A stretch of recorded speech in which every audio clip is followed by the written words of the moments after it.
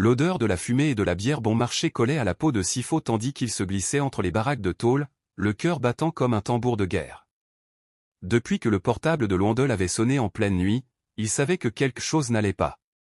Les messages cryptés, les regards fuyants, et maintenant cette course dans les ruelles sombres, entre les éclats de rire des ivrognes et les cris des enfants qui jouaient trop tard. Il trouva Loindel derrière l'épicerie abandonnée, adossé au mur, les lèvres tremblantes. « Ils savent » murmura Loindel. Sifo serra les poings. Pas besoin de demander qui.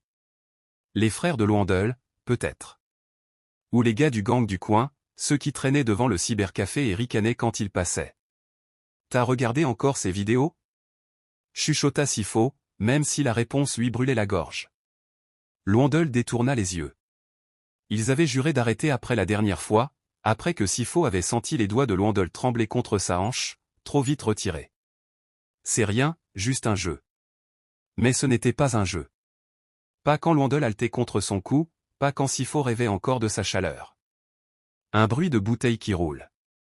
Sifo se figea. On doit partir, maintenant. Mais Loindel ne bougea pas. Ses yeux s'étaient écarquillés, fixés sur l'ombre qui venait de se découper au coin de la rue. Trop tard. La voix était calme, presque douce. Celle de Vuillot, le grand frère de Loindel. Derrière lui, 3 silhouettes avançaient, lentes, sûres. Des canettes de bière vides crissaient sous leurs baskets. « On t'a cherché partout, petit frère » dit Vuillot en souriant. « Maman est inquiète. » Loindel recula, mais Sifo sentit son propre corps trahir, bloqué par la peur. « Je rentre » bégaya Loindel. Vuillot rit, un son creux. « Bien sûr. Mais d'abord, on va parler. De ces choses que tu fais avec ton ami. » Le mot ami vibra comme une gifle. Sifo voulut crier, courir, frapper mais les mains de Vuillot étaient déjà sur Loindel, l'attirant dans l'ombre d'une baraque. Les autres les suivirent, jetant un regard à Sifo. Un avertissement. Reste là. Les minutes brûlèrent. Puis un cri étouffé. Sifo courut. Il savait où il l'emmenait. Derrière les toilettes publiques, là où les chiens errants fouillaient les poubelles. Il entendit les rires avant de voir. Loindel, à genoux, le t-shirt déchiré. Vuillot tenait une bouteille cassée. « Tu veux jouer à la fille? T'es une fille maintenant. » Sifo hurla, se jeta en avant mais une main l'attrapa par le col. « Toi aussi, tu veux ta leçon ?» gronda une voix dans son oreille. Il se débattit, vit Loindel lever les yeux vers lui, les yeux noyés de honte. De terreur. Puis le goût du sang dans sa bouche. Quand il reprit ses esprits, la nuit était silencieuse. Loindel avait disparu. Les jours suivants, Sifo erra comme un fantôme. Personne ne parlait de Loindel. Pas à l'école, pas dans les ruelles. Comme s'il n'avait jamais existé. Jusqu'au matin où le corps fut retrouvé près de la décharge, les vêtements en lambeaux. Sifo regarda, les yeux secs. Il savait ce qui l'attendait s'il pleurait. Alors il rentra chez lui. Et cette nuit-là, devant l'écran bleuté du cybercafé, il chercha encore les vidéos qui leur avaient volé leur innocence. Pour se souvenir. Pour oublier. Sifo cliqua sur une vidéo au hasard. Des corps enlacés, des gémissements synthétiques. Rien à voir avec le souffle chaud de Loindel contre sa nuque, avec leurs rires étouffés sous une couverture trop fine. L'écran tremblota, reflet de ses mains qui ne tenaient plus en place. « T'as fini, ou tu comptes rester là toute la nuit ?» La voix du gérant le fit sursauter. Il ferma l'onglet en vitesse, jeta quelques pièces sur le comptoir et sortit.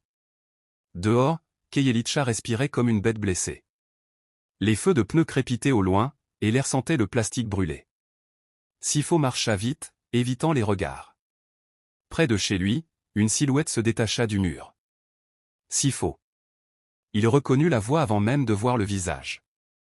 Non ça, la sœur de Loindel. Ses yeux rougis le transpercèrent.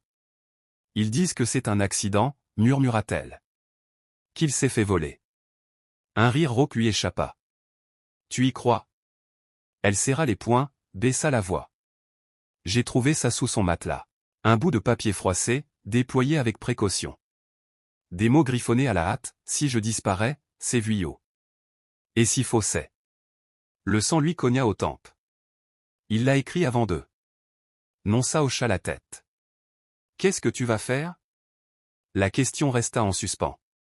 Parce qu'à cet instant, des phares éblouissants balayèrent la rue. Une voiture ralentit.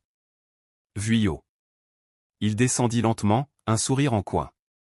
Ma petite sœur en train de comploter avec les PD, maintenant? Nonsa recula, mais Sifo se planta devant elle. Laisse-la. Vuillot éclata de rire. Tu joues au héros? T'as oublié ce qui arrive aux comme toi ici? Derrière lui, 2 gars sortirent de la voiture. Des membres du gang, leurs cicatrices luisantes sous la lune. Sifo respira un coup. Puis il attrapa la main de Nonsa et courut. Les pas derrière eux s'accélérèrent, les insultes fusaient. Ils zigzaguèrent entre les baraques, les pieds cognant contre les cailloux. Par ici. Chuchota Nonsa en tirant Sifo vers une faille entre 2 murs. Ils se tassèrent dans l'obscurité, le souffle coupé.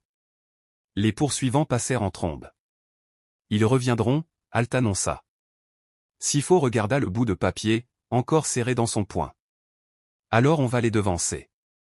Fin de la première partie, je peux continuer si tu veux, dis-moi si tu préfères une fin définitive ou une suite plus longue. Ils attendirent que les pas s'éloignent avant d'émerger de leur cachette. La nuit était maintenant complice, épaisse comme l'encre. Nonsa tira Sifo par la manche. On ne peut pas rester ici. Viens. Elle le mena vers une maisonnette à l'écart, une de celles que les gangs n'osaient pas approcher. La vieille Madame Bangu, une guérisseuse, les accueillit sans un mot. Son regard perçant semblait déjà tout savoir. « Assieds-toi, mon garçon », dit-elle en désignant une chaise bancale. Sifo obéit, les jambes molles. La pièce sentait les herbes séchées et la sueur. Nonsa s'accroupit près du feu, les yeux brillants de larmes refusées. « Il faut prévenir la police », murmura-t-elle.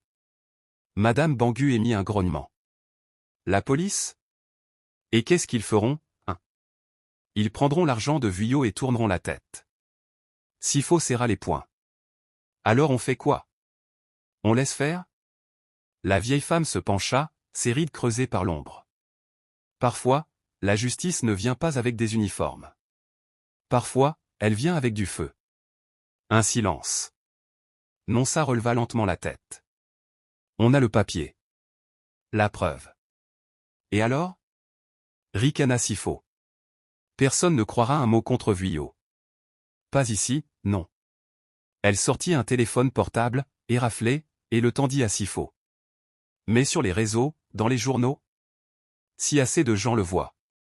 Madame Bangu hocha la tête. Attention, les mots aussi peuvent tuer. Sifo prit l'appareil, les doigts tremblants. Il ouvrit l'appareil photo, cadra le mot de Loandel. Clic. Et après, demanda-t-il. Qui va oser partager ça? Nonsa sourit, un sourire sans joie. Moi. Le lendemain matin, Keyelicha se réveilla comme d'habitude. Les vendeurs poussaient leurs chariots, les enfants couraient vers l'école. Mais quelque chose flottait dans l'air. Un murmure. Sifo marchait vers le cybercafé quand il entendit les premiers chuchotements. Tu as vu? Sur Facebook. C'est Vuillot? Il a fait ça à son propre frère? Un groupe d'adolescents se taisait en le voyant approcher. Les regards étaient lourds, mais pas tous hostiles. Certains étaient nouveaux. Comme s'ils le voyaient pour la première fois. Devant le cybercafé, Vuillot et ses hommes étaient rassemblés, les visages sombres. Un téléphone à la main, Vuillot hurlait après quelqu'un au bout du fil. Effacez ça. Tout de suite. Sifo passa devant eux, le cœur battant. Personne ne le toucha. À l'intérieur, Nonsa l'attendait devant un ordinateur. Regarde. L'écran affichait des centaines de partages. Des commentaires. Des mots comme justice et astérisque bassé d'astérisque. Ça va trop loin, maintenant. Ils ne peuvent plus l'étouffer. Sifo fixa l'écran, une étrange sensation dans la poitrine. C'est trop tard pour Loandel.